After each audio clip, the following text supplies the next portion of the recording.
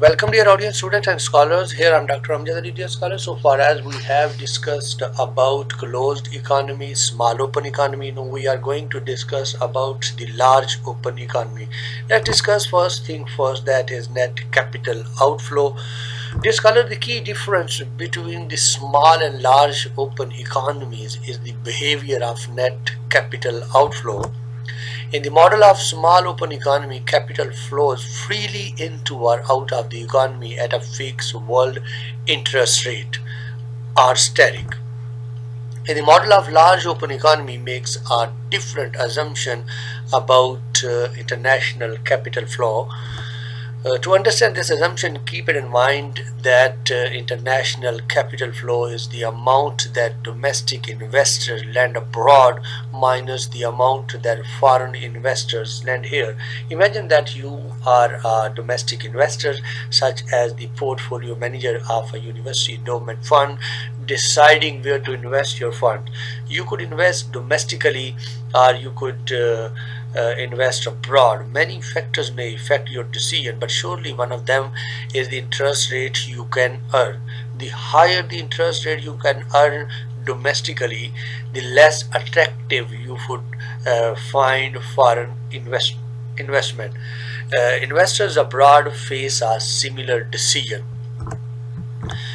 The investors have a choice between investing in their home countries or lending to someone in other country.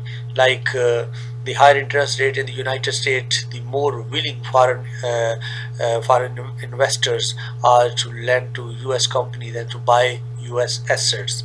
So like that, the behavior of both domestic and foreign investors, the net capital outflow to other country, which can be denoted as CF, is negatively related to the domestic real interest rate. As the real interest rate rises, the less of our saving flows abroad and more funds for capital accumulation flow in from other countries.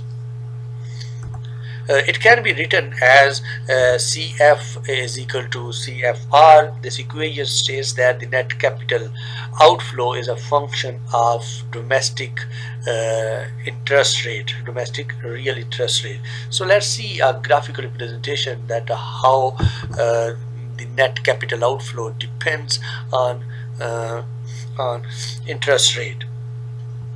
So we have here net capital outflow on our x-axis, and we have real interest rate R on our y-axis, and here we have saving and net capital outflow curve, and we know that where it intersect, this will decide the real interest rate. But here we are going to trust that what this part represent and what this part represent. So here you can see that we borrow from abroad, because here our net capital outflow is less than 0, and on this part here net capital outflow is greater than 0, so we lend to abroad. But at this point neither we borrow nor we lend. So a higher domestic interest rate discourages investors from lending abroad and discourages foreign investors to lend here. Therefore, net capital outflow CF is negatively related to real interest rate.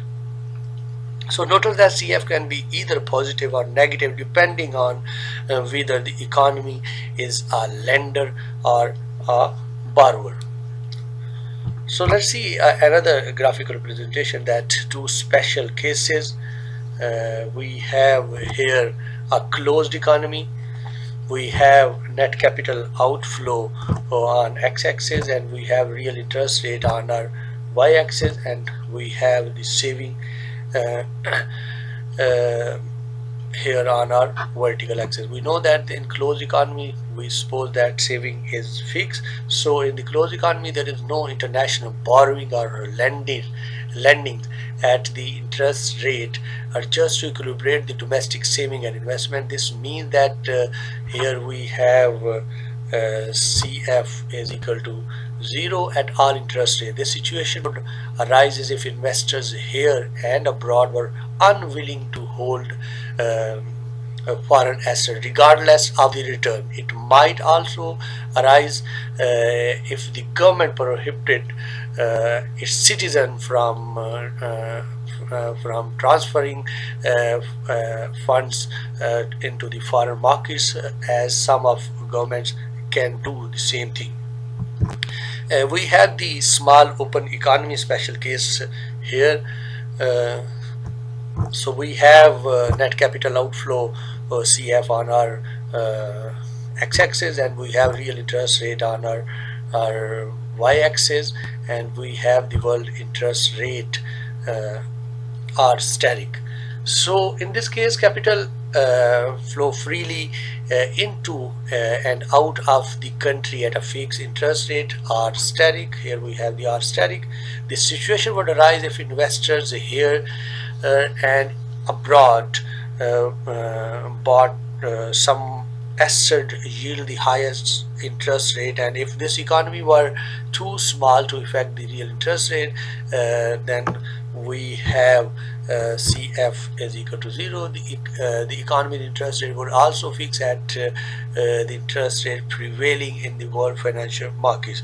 So here we have the two special case.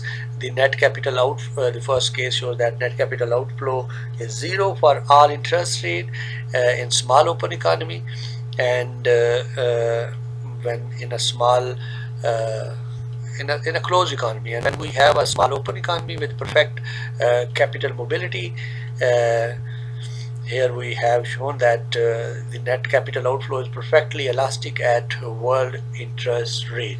So here one of the main question arises that why is not the interest rate of a large open economy is fixed by the world interest rate? Okay, there are two main reasons. The first reason is that the United States is large enough to influence the world financial market. The more the United States lends abroad, the greater is the supply of loans in the world market, and the lower interest rate become around the world. And the more the United States borrow from abroad, that is the more negative CF becomes, the higher are the world interest rates. So keeping in mind that we use the label large economy because this model applies to an economy large enough to affect the world interest rate. So here we have the second reason.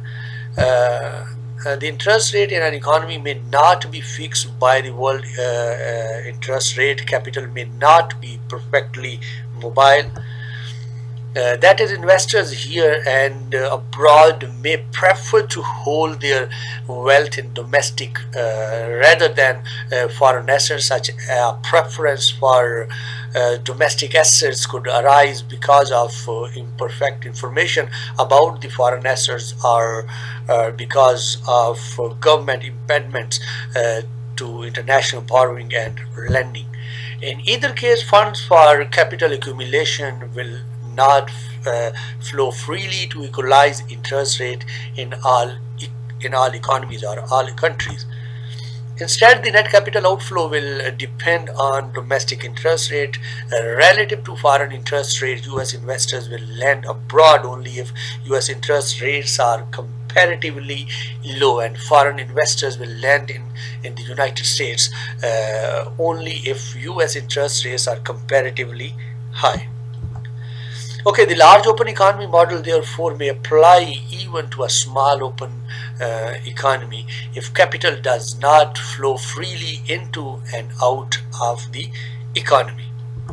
Hence, either because the large open economy affects the world interest rate, or because capital is imperfectly mobile, or because perhaps for both reasons the CF capital outflow function slopes downward, except this new downward sloping CF function. The model of large open economy resembles the model of small open economy. So let's construct a model here to understand how the large open economy works. We need to consider two key markets. The first market, the market for loanable funds, where the interest rate is determined, and the second market for the foreign exchange, where the exchange rate is determined. The interest rate and the exchange rates are the two prices that guides the allocation of resources. Okay, let's discuss about the markets for the loanable funds. Uh, in an open economy, saving is used in two ways: to finance domestic investment and to finance the net capital outflow CF. So it can be written as S is equal to I plus CF. So consider how these three variables are determined. National savings is fixed by the level of output, fiscal policy, and the consumption function. Investment and net capital outflow both depend on domestic real interest rate. It can be written as S over bar is equal to IR plus CFR.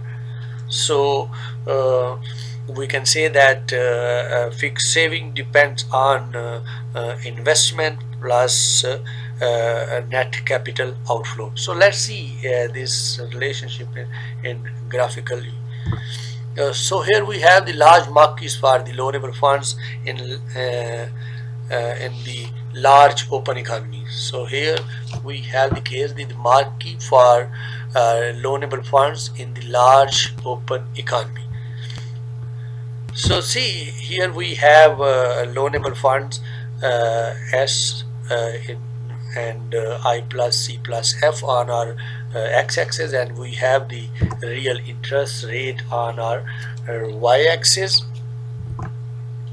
and we have the fixed saving, and we have the investment and trade balance curve, and we know that the intersection of saving and investment function will decide the level of real interest rate. At the equilibrium interest rate, the supply of loanable funds from saving balance the demand for loanable funds from domestic investment and capital investment abroad CF. So this graph shows that the market for loanable funds, the supply and the loanable funds is a national saving. The demand for loanable funds is the sum of the demand for investment and the demand for foreign investment, net capital outflow. The interest rate, real interest rate, adjusts to equilibrate the supply and demand. Okay, here we have the market for foreign exchange. Now consider the relationship between the net capital outflow and the trade balance. The national income account identity tells that we have net exports is equal to S minus I, because NX is a function of real exchange rate, and because CF is equal to S minus I, it can be written as NXE is equal to CF. So here we have net export is the function of real exchange rate is equal to net capital outflow. So the nominal exchange rate is the real exchange rate times the ratio of price levels. So we have the nominal exchange rate is equal to epsilon multiply into P cross P static divided by P. So let's see a graphical presentation that how the foreign currency affect the large open economy. So here we have the market for the foreign currency exchange in the large open economy. We have net exports on our x-axis, and we have the real exchange rate on our y-axis. And here we have CF, net capital outflow, as a fix, as a supply for, and we have the net export. Net export is a function of real exchange rate, and the intersection of CF and NX, we get the level of equilibrium real exchange rate. So at equilibrium exchange rate, the supply of dollar from net capital outflow, this present the supply of dollar as a net capital outflow, balance the demand for dollar for net exports of goods and services. We have the NX here. So the exchange rate is determined as we have here, and the price levels are determined by monetary policy here and abroad. So forces that move the real exchange rate or price level also move the nominal exchange rate in the large open economy case. So here we have the policies in the large open economy. We can now consider how economic policies influence the large open economy. We have the three diagram to understand this case. We have the first panel shows the equilibrium in the Mankiw for the loanable funds, and we have the second panel, B, shows the relationship between the equilibrium interest rate and net capital outflow, and we have the third panel shows the equilibrium in the Mankiw for foreign exchange.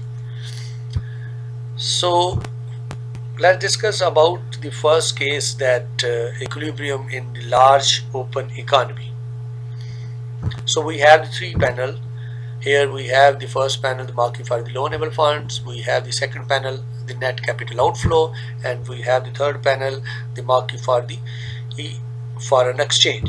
And we have the loanable fund, or we can call it S, and I plus C plus F are on our x-axis, and we have the real interest rate on our x-axis, and we have the saving, and where the loanable funds intersect the saving, we get the level of real interest rate in the economy. And we have here net capital outflow, CF, on our x-axis, and we have real interest rate on y-axis, R, and we have the net capital outflow curve here, and the real interest rate intersect the net capital outflow here, and we get the level of net capital outflow. And in the third panel we have net exports on our x-axis, and we have real exchange rate on our y-axis, and we have the net export curve. This is the net export demand curves some way, and this CF, level of CF, decides the net level of net exports in the economy, and here we decide the level of real exchange rate in the economy and the level of net exports. So the equilibrium in the large open economy in the panel 1 shows that the Mankiw for loanable fund determine the real interest rate, and panel B shows the interest rate. This interest rate determines the net capital outflow, which in turn determine the supply of dollars to exchange in the foreign currency. And the panel C shows the real exchange rate adjusts to balance this supply of dollar with the help of this net capital outflow and from coming net exports. Okay, now we have the fiscal policy at home.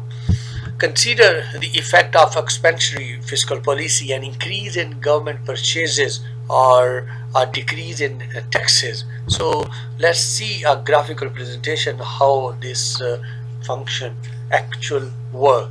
So here we have the first panel, the market for the loanable fund. We have the second panel, net capital outflow, and we have third panel, the market for the exchange, foreign exchange, and we have the loanable funds on x-axis, and we have the real interest rate on y-axis in our first panel, and we have fixed saving S1, and we have the loanable fund curve, and the intersection of supply and demand will decide the level of real interest rate. And we have in the second panel we have the net capital outflow on our x-axis, and we have the real interest rate on our y-axis, and we have the demand for the loanable fund curve. So here this interest rate will determine the level of net capital outflow in the economy. And in the third panel we have net exports on x-axis, and we have the real exchange rate on our y-axis,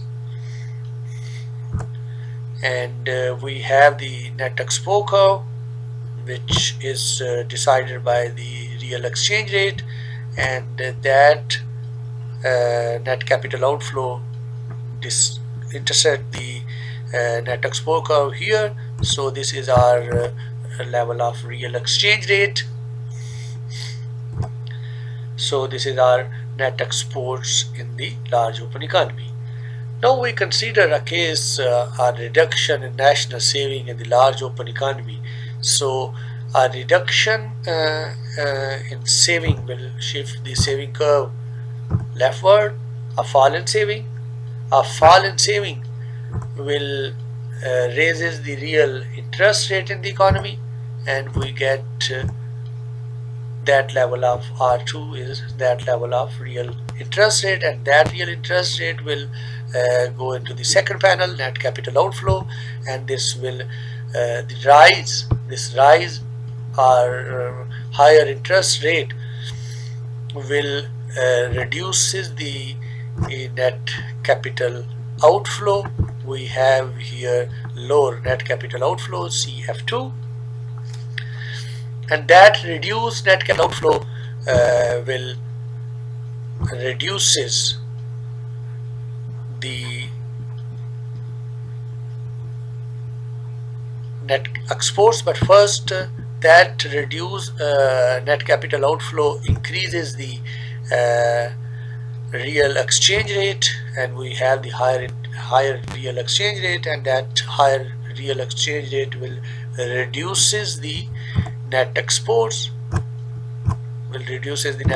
from NX1 to NX2. So this figure shows that what happens actually the policy reduce saving, therefore by reducing the supply of loanable funds from here to here,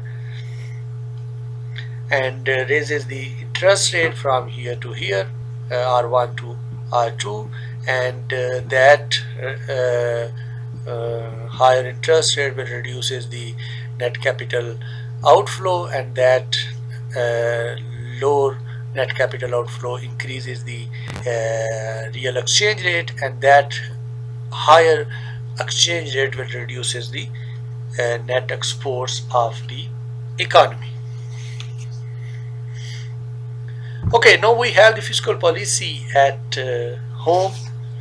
So note that the impact of fiscal policy in this model combines its impact in the closed economy and its impact in the small open economy.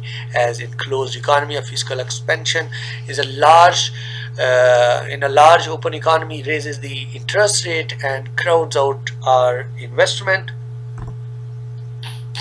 As in the small open economy, a fiscal expansion causes a trade deficit and an appreciation in the exchange rate. On the way to see how three types of economies are related, to consider this identity, we have S is equal to I plus NX, and in all three cases expansionary fiscal policy reduces the national saving, and in the closed economy the fall in saving coincides with an equal fall in investment, and net exports stays constant at 0. So in a small open economy the fall in saving coincides with an equal fall in net exports, and I remain constant at the level of fixed by the world interest rate. The large open economy is the intermediate case. Both I and both investment and net export fall each by less than the fall in saving. So here we have the shift in investment case. Suppose that investment demand schedule shift outward, perhaps because federal government passes an investment credit. So let's see a graphical representation how actually it works. So here we have the three panels. First panel, the market for the loanable fund. The second panel, net for capital outflow. Third panel, we have the markets for the foreign exchange. Okay, we have the loanable fund on x-axis, and we have real interest rate on our y-axis in first panel, and we have saving S1, and the loanable funds intersect the saving at this point, and this is our level of real interest rate. And we have the second panel on x-axis, we have the net capital outflow, and we have real interest rate on our y-axis, and this real interest rate intersect the CF curve at this point, and we get the level of net capital outflow CF1. So we, in the third panel, we have net exports on x-axis, we have the real exchange rate on our y-axis. So this is our net export demand curve, and this CF will intersect the net exports here. So we get the level of real exchange rate, and that level of real exchange rate determines the level of net exports in the economy. Now we see that what happens if investment can increase. If investment increase from I1 plus CF to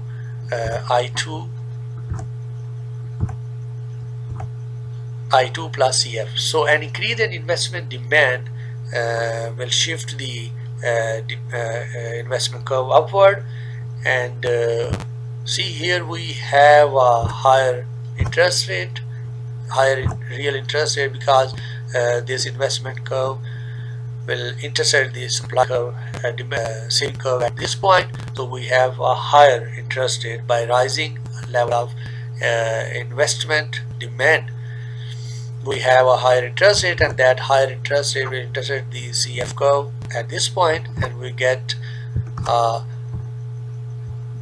level of CF. So this means that higher real interest rate lower the net capital outflow from CF1 to CF2, and this lower net capital outflow will raises the real exchange rate from epsilon 1 to epsilon 2, and this higher interest rate, or this real higher exchange rate will lower the net exports in the economy. We have reduced net exports here. So this whole scenario shows that demand for loanable fund raises the real interest rate, and that higher interest rate will reduces the net capital outflow, and that low net capital outflow increases the real exchange rate, and that rise real exchange rate will reduces the net exports of the economy. Now see what the trade policies react in this scenario. So the trade restrictions like we have the tariff or imports impact the trade pattern of large open economy. Let's see a graphical presentation how this policy actual work. So we have three panels here. We have the Mankiw for the loanable funds, and we have a net capital outflow. We have the Mankiw for the exchange rate, and we have the loanable funds on x-axis. We have real interest rate on our y-axis. So we have the saving and the intersection of investment or loanable funds or saving will decide the level of real interest rate in the economy. And we have the second panel, net capital outflow on x-axis and real interest rate on y-axis, and we have the CF curve here, and that real interest rate will intersect this curve point here. So this is our level of net capital outflow, and on CF. In our third panel, the Mankiw for the exchange rate, we have net export on x-axis, and we have real exchange rate on y-axis, and we have the net export curve here, nx epsilon 1, and that net capital outflow will intersect the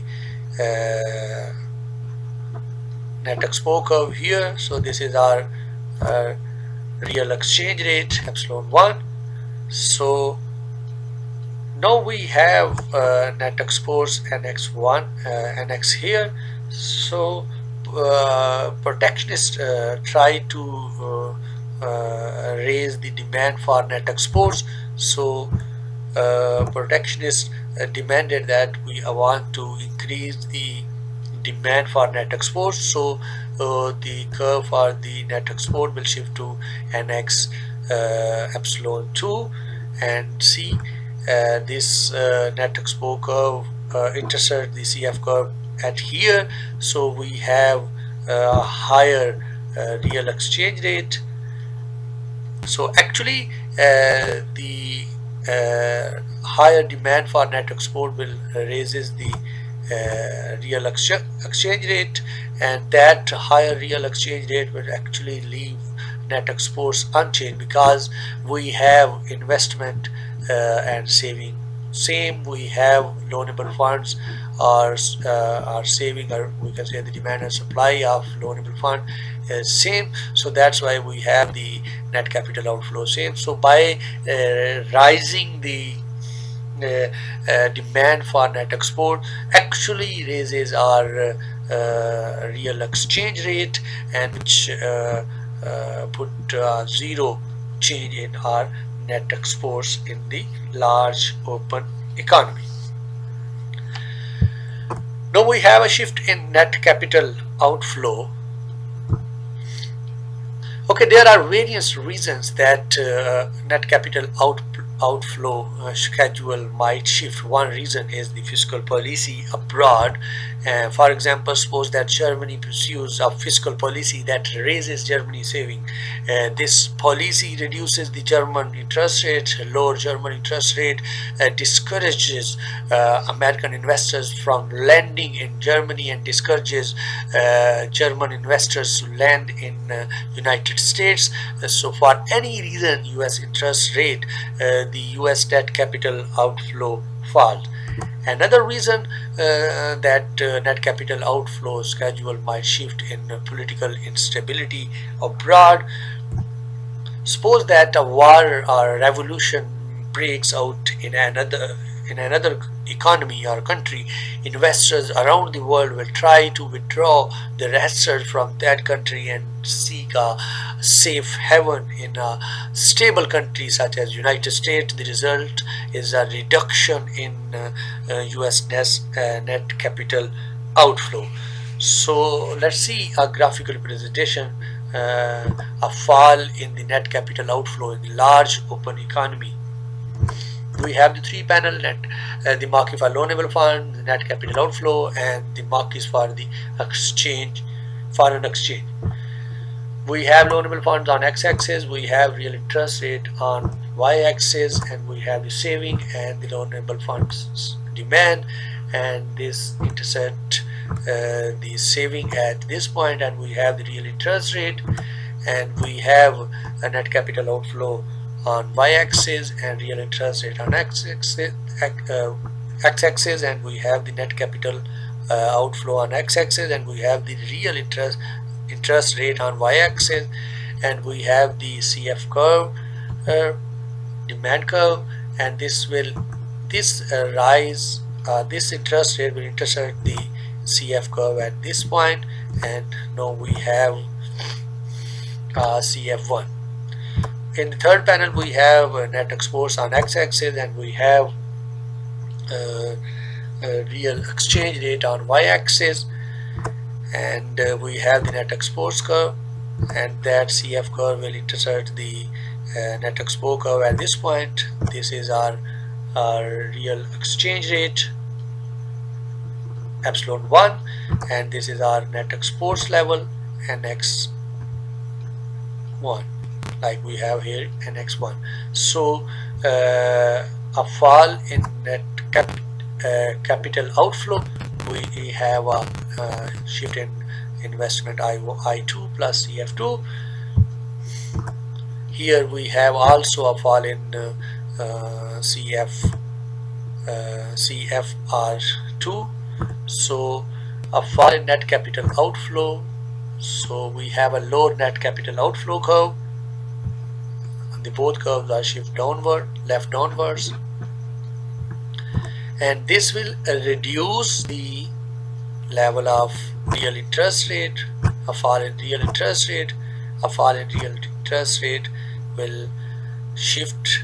When it shifts in this panel, this will reduce the level of net capital outflow, and this reduce net capital outflow, when it go to this panel, this will intersect the net exports curve here. So we have a higher real exchange rate, a raise in exchange rate. Real exchange rate will reduces our net exports, so we have a fall in net exports. So this reveals that when we lower the net capital outflow, this will shift downward, left downward. This will lower the interest rate, and this lower interest rate will lower the net capital outflow, and low net capital outflow raises the exchange rate, real exchange rate, and that higher real exchange rate will depress our net exports in the economy. So here we have the main question, that how different are the large and small open economies. Okay, certainly policies affect the interest rate in large open economy, unlike in a small economy. But in other ways, the two models yield similar conclusion. In both large and small economies, policies